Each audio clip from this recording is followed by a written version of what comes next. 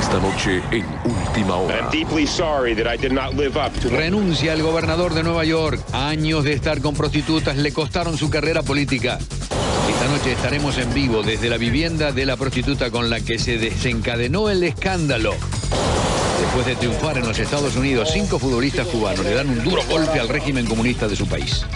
Habla a Univisión. La mujer que fue olvidada sin alimento ni agua durante 4 días en una celda de Arkansas. El presidente Bush sorprende a su público hablando en español del matrimonio de su hija. La boda de mi niñita. ¿Y por qué en este pueblo de Wisconsin sigue siendo Navidad en marzo? Este es su noticiero Univisión, Última Hora, con Enrique Gratas.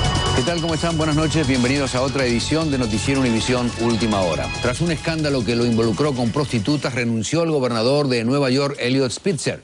Spitzer había sido como fiscal del estado uno de los más acérrimos enemigos de la prostitución organizada.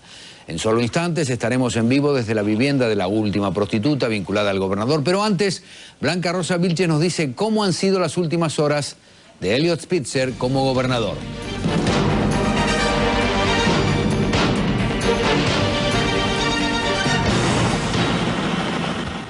Su recorrido desde su residencia hasta la oficina de la gobernación fue seguido por una cobertura solo reservada para los eventos importantes.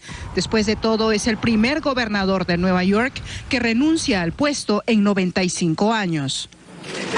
Acompañado una vez más por su esposa, el gobernador volvió a ser muy breve en lo que tenía que decir para renunciar al puesto que ocupó solo 14 meses. Lamento profundamente que no estuve a la altura de lo que se esperaba de mí. No puedo permitir que mis errores personales interfieran con mi trabajo. Pido perdón a mi familia y al público. Renuncio al puesto de gobernador. La dimisión se hará efectiva el lunes 17 de marzo, dijo.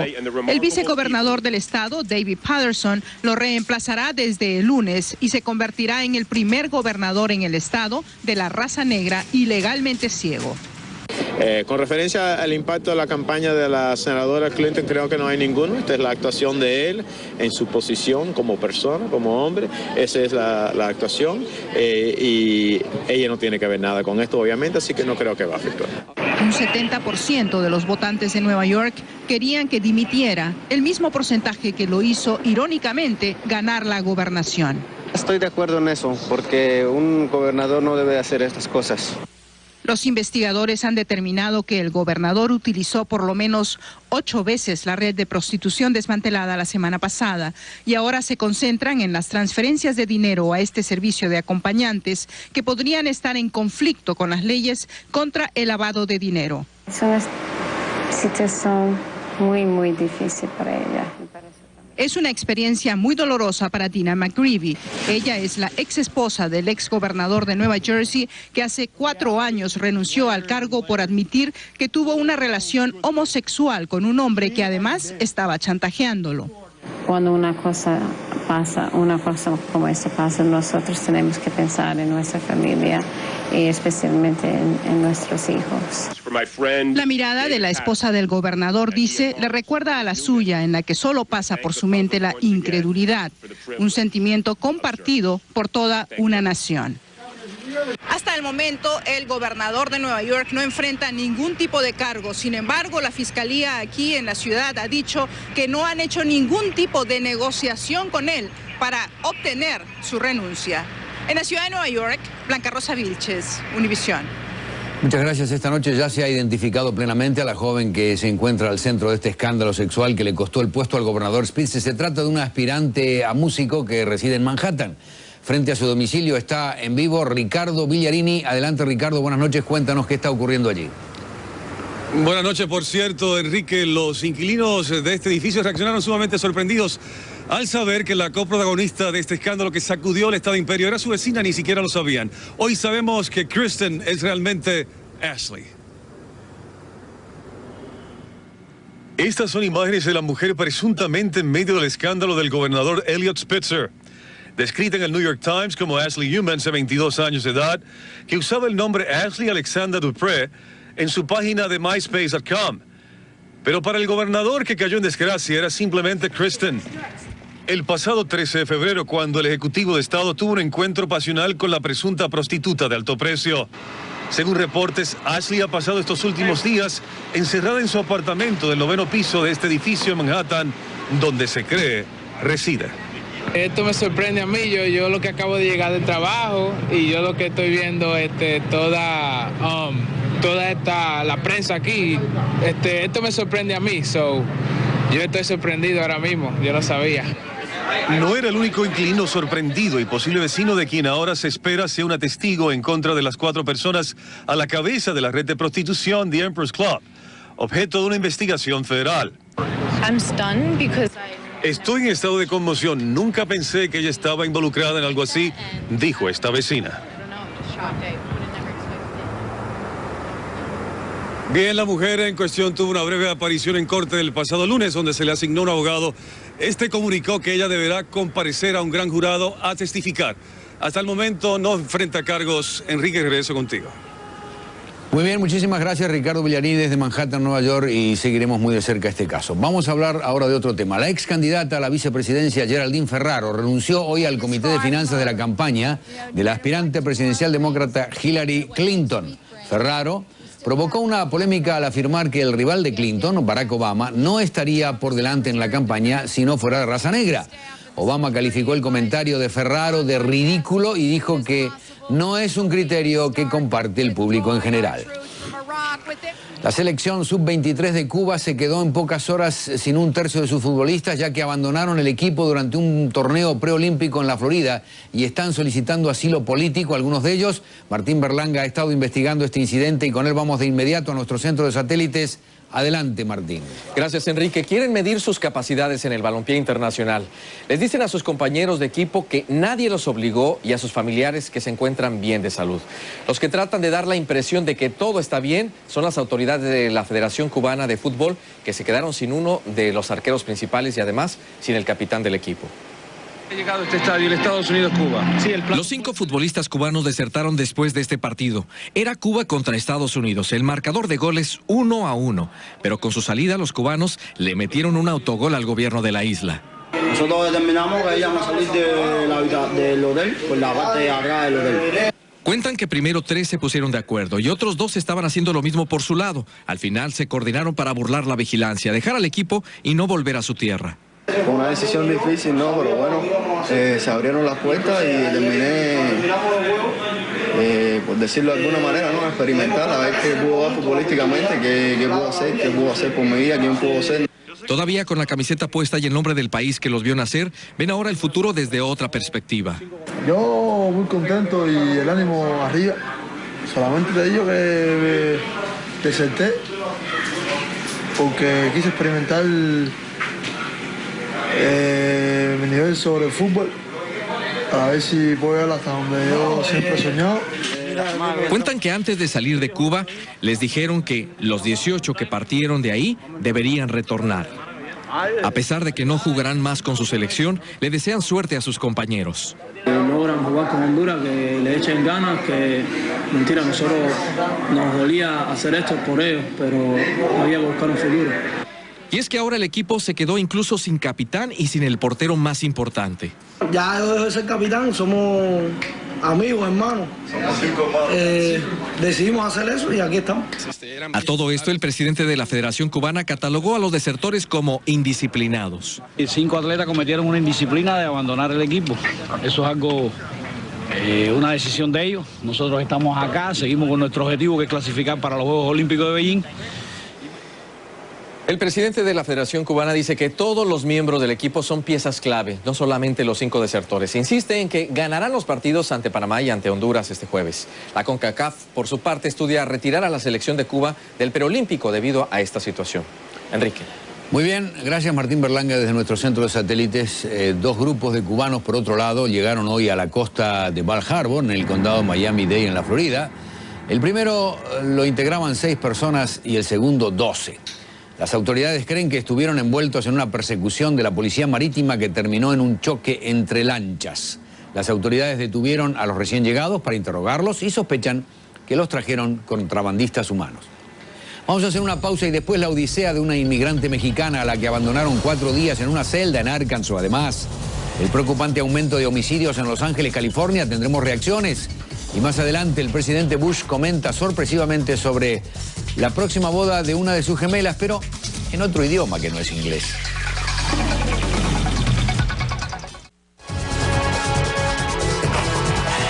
Funcionarios consulares mexicanos viajaron al noroeste de Arkansas para interesarse por el caso de una inmigrante a la que olvidaron en una celda durante 4 días sin comida ni agua, como nosotros informáramos en la edición anterior. Jocelyn Pruna se trasladó al lugar de los hechos y habló con la víctima de este caso. Y esa fiebre empezó a sacarme los labios, todo. Y la desesperación, tenía que tomarme un poco de orines. Adriana Torres Flores, una indocumentada mexicana, tuvo que beber su propia orina luego de ser víctima de la desidia en una celda por 4 días sin comida y sin agua en la corte del condado Washington de Arkansas. Luego de conocer la noticia, el cónsul de México de la región, Andrés Chao, junto al cónsul adscrito Eric Levy, viajaron desde Little Rock al noroeste de Arkansas para ofrecerle la ayuda del gobierno mexicano. Ambos se reunieron con el juez y el sheriff del condado para denunciar lo que ellos catalogan una violación de los derechos civiles. Hice patente del más alto reclamo y protesta del gobierno mexicano por la situación que pasó la connacional. Les hice patente de nuestra preocupación por esta situación. Es increíble que haya permanecido 4 días encerradas en un cuarto. Torres Flores gritó sin cesar durante 4 días, pero sus gritos fueron en vano. Mi desesperación, estaba con un zapato, le andaba pegando las redes para que me abrieran. No, pues no estaba nadie. Y pues ya me sentí que ya me iba a morir. Al 4.º día, el mismo empleado que la dejó en la celda la halló en pésimas condiciones y la víctima tuvo que ser trasladada de emergencia al hospital más cercano. Adriana Torres Flores había sido arrestada, ya que se le acusa por vender discos piratas. Hoy la oficina del sheriff del condado Washington anunció la suspensión del empleado Jared Hankins por 30 días sin pago. Hankins regresará a su trabajo al final de su suspensión. El abogado del condado Washington, George Butler, ofreció retirar todos los cargos contra Adriana Torres si la misma les asegura no demandarles. Pero por el momento, el juicio ya tiene fecha para el 1 de abril. Desde Springdale, Arkansas, Jocelyn Pruna, Univisión. Muchas gracias. Las autoridades de Los Ángeles están tomando medidas para enfrentar el aumento de los homicidios en esta ciudad. En lo que va del año, la cifra de víctimas, entre ellas varios menores de edad, superó ampliamente los 2 primeros meses del año 2007. Jaime García completa esta información. 87 personas han sido asesinadas en las calles de Los Ángeles en lo que va del año, una cantidad superior al de los soldados estadounidenses muertos en Irak en los primeros 72 días de 2008. Quiero hacer un llamado a toda esta violencia, que paren. Se están llevando gente que es muy inocente. Después de que en los pasados 6 años los homicidios en Los Ángeles se habían reducido en 58%, ahora algunos de los 9,000 agentes de la policía de Los Ángeles reconocen que el crimen podría estar rebasándolos. No sabemos exactamente lo que está sucediendo porque en los últimos 5 años se había bajado bastante el crimen. Hay quienes señalan que la ola de homicidios se debe a la tensión racial entre hispanos y afroamericanos, sobre todo después del reciente asesinato del estudiante Yamiel Shaw, de 17 años, del que fue acusado un reconocido exconvicto pandillero de origen hispano. ¿Es esto una guerra entre hispanos y afroamericanos? No. La gran mayoría de los homicidios ocurren dentro de razas, no entre razas. Por ejemplo, 8 de los 10 homicidios en la comunidad afroamericana es dentro de esa comunidad. 9 de cada 10 homicidios dentro de la comunidad latina es entre esa comunidad. El alcalde de Los Ángeles señaló que se han implementado programas de prevención en los últimos 2 años, pero ahora más que nunca se mantuvo firme en su plan de contratar 1 millar de nuevos policías antes de que termine su periodo como alcalde, a pesar de que el presupuesto de la ciudad enfrenta un déficit de $400 millones. Porque no tenemos otra opción. hemos visto que este crimen se está subiendo otra vez. Por muchos años la ciudad de Los Ángeles ha sido reconocida como la metrópoli más grande del país, que tiene solo la mitad de agentes de policía que requiere, de acuerdo a su número de habitantes. Un problema que hace más difícil patrullar una ciudad cuando surgen los primeros brotes de violencia. En Los Ángeles, Jaime García, Univisión. Muchas gracias. Vamos a hacer una pausa y después un miembro del gabinete del presidente de México, Felipe Calderón, es el centro de una investigación. En Colombia aumenta la controversia sobre la recompensa por la muerte de un jefe guerrillero. Y más adelante, en Wisconsin, hay una ciudad donde el ambiente de la Navidad sigue presente. Ya regresamos.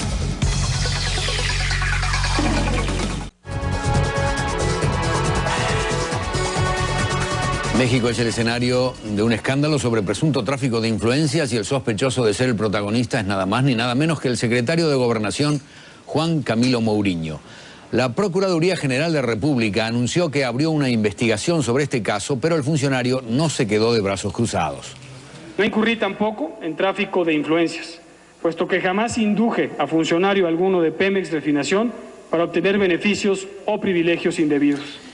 Mouriño es economista y contador y durante el proceso electoral del año 2006 fue coordinador de la campaña del presidente Felipe Calderón y se convirtió en uno de sus colaboradores más cercanos. El presidente George W. Bush acusó hoy a su par venezolano, Hugo Chávez, por sus presuntas relaciones con la guerrilla colombiana de las FARC. En medio de un discurso en la Cámara de Comercio Hispana, el mandatario volvió a pedir la aprobación este año del Tratado de Libre Comercio con Colombia. Al referirse al presidente colombiano Álvaro Uribe, Bush dijo: "Estoy al lado de un dirigente valiente que cree en la libertad y en la paz". La recompensa por la muerte del jefe guerrillero Iván Ríos a manos del hombre que estaba a cargo de su seguridad personal está en el centro de un candente polémica.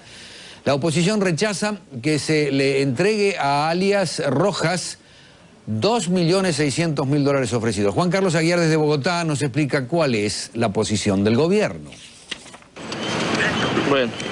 Su entrega no dejó duda. Rojas, el guerrillero que asesinó a Iván Ríos, miembro del secretariado de las FARC, iba tras una multimillonaria recompensa por información que permitiera la captura del comandante más joven de la guerrilla más vieja del mundo. Se ofrecían $2,5 millones. Pues a ver, si se habla se cumple. Importantes juristas como el exfiscal Alfonso Gómez y el expresidente de la Corte Constitucional, José Gregorio Hernández, rechazan que se pague por la muerte de una persona.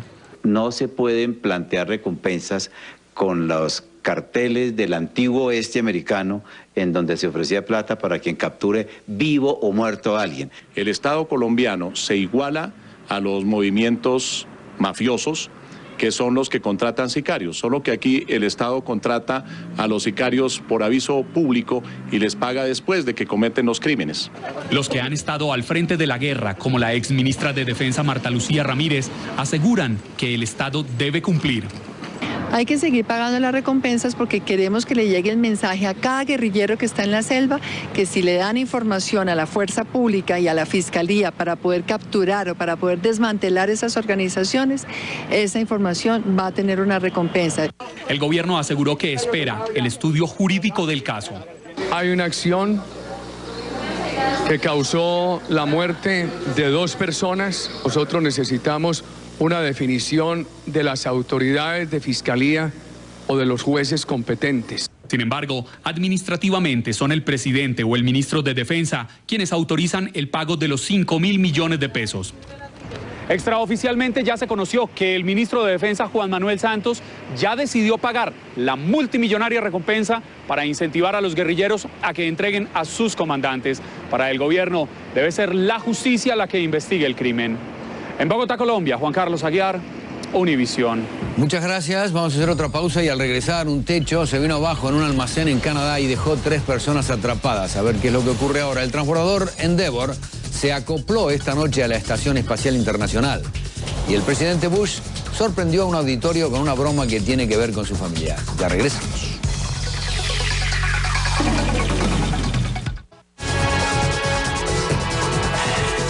El techo de un almacén de alimentos en Quebec, Canadá, se desplomó posiblemente por la acumulación de nieve. El accidente dejó a 3 personas atrapadas y brigadas de bomberos trabajaron durante varias horas para rescatarlos, pero hasta el momento no se ha informado si fueron rescatados o no. El derrumbe provocó un pequeño incendio que fue controlado rápidamente.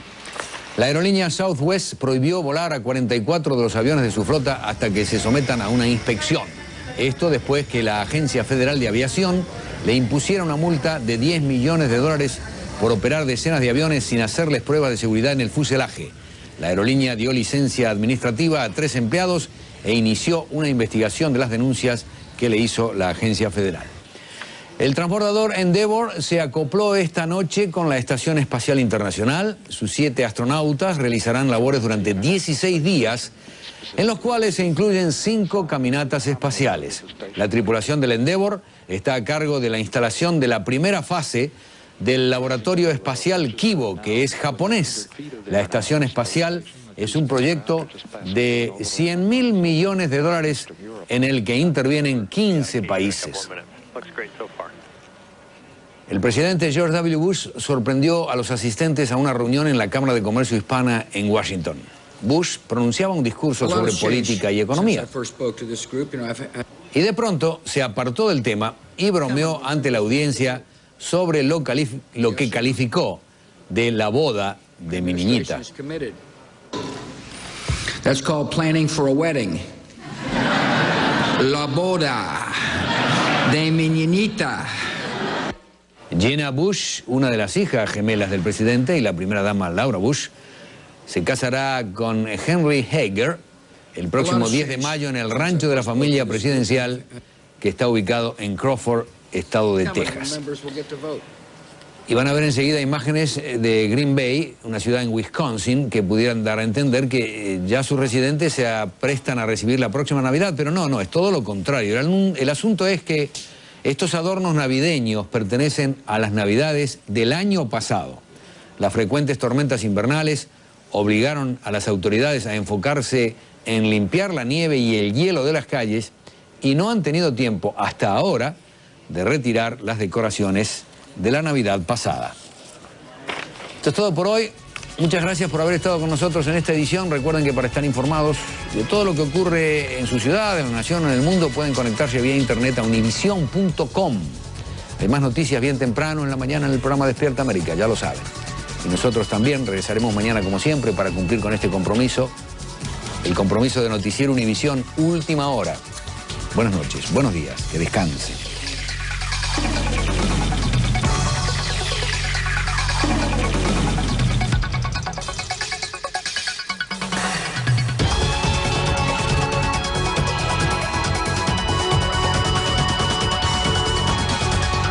Para estar al tanto del acontecer mundial, los hispanos sintonizan Noticias Univisión.